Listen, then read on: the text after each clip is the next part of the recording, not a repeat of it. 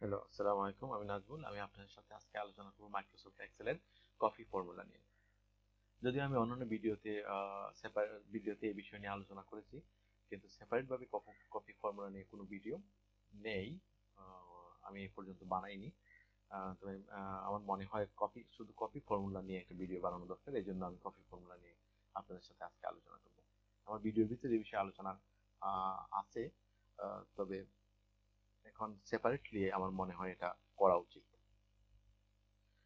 আগের ভিডিওতে আমরা এই অপশনগুলো দেখছিলাম, যে কিভাবে কপি মাইক্রোসফট এক্সেলে যোগ বিয়োগ করতে হয়। আমি বিয়োগ করে দেখিয়েছিলাম যে এইভাবে B10 মাইনাস B11।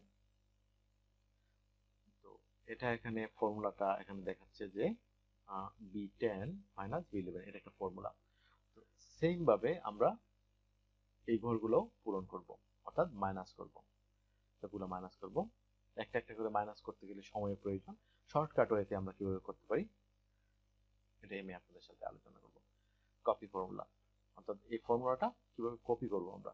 এখান থেকে মাউস কুজারটা ঠিক এই জায়গায় রাখার পরে এটা একটু পরিবর্তন হচ্ছে, ড্রাগ করে বাকিটা এখান পর্যন্ত নিয়ে আসলাম।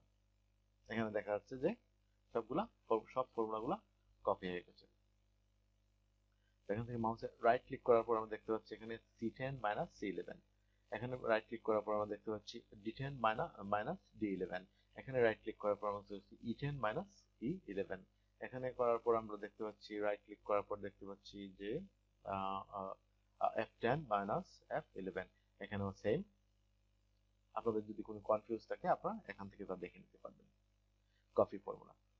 তো এখান থেকে আমরা যে ফাংশনটা ব্যবহার করছিলাম এর আগের ভিডিওতে, ফর্মুলা এন্ড ফাংশনের যে প্রথম ভিডিওটা এখানে যে আমরা ব্যবহার করছিলাম, এখান থেকে আমরা এটা কপি করে দেব। ওই ভিডিওতে এই বিষয়ে আলোচনা আছে, কিন্তু আমি সেপারেটলি এই ভিডিওটা করতেছি। ওকে। তো এখান থেকে আমি যখন রাইট ক্লিক করব, মাউসের রাইট ক্লিক, আমরা এখানে দেখতে পাচ্ছি যে এখান থেকে অটো সাম হিউজ এসেছে। এখান থেকে টোটালটা এখানে প্রদর্শিত হচ্ছে জানুয়ারি থেকে জুন পর্যন্ত। সেম ভাবে আমরা এই সেলগুলোরও টোটাল রেজাল্ট বের করব অটোমেটিক ভাবে, কপি ফর্মুলা ব্যবহার করে। তো এখানে এই ফর্মুলাটাই আমরা দেখতে পাচ্ছি যে অটো সাম, আমরা সেম ভাবে এখানেও তা করবো।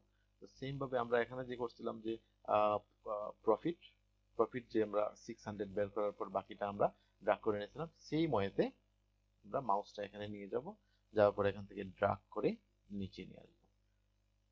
ডান। অটোমেটিক টোটাল দেখাচ্ছে। সেম ভাবে এখানে যে ফর্মুলাটা আমরা ব্যবহার করছিলাম, এই ফর্মুলাটা আমরা কপি করব। আমি আশা করি আপনারা বুঝতে পারতেছেন, এটা খুব ইজি ওয়ে। ওকে। সেম মাউসটার দিকে লক্ষ্য করুন, এখানে এটা চেঞ্জ হচ্ছে। ওকে। এভারেজটা দেখাচ্ছে এখানে, প্রফিটের average, overhead average, sales average, everything. আলহামদুলিল্লাহ। মাইক্রোসফট এক্সেলের অন্যান্য ভিডিও নিয়ে পরবর্তীতে আমরা অন্যান্য ফাংশন নিয়ে পরবর্তীতে আমরা আলোচনা করব।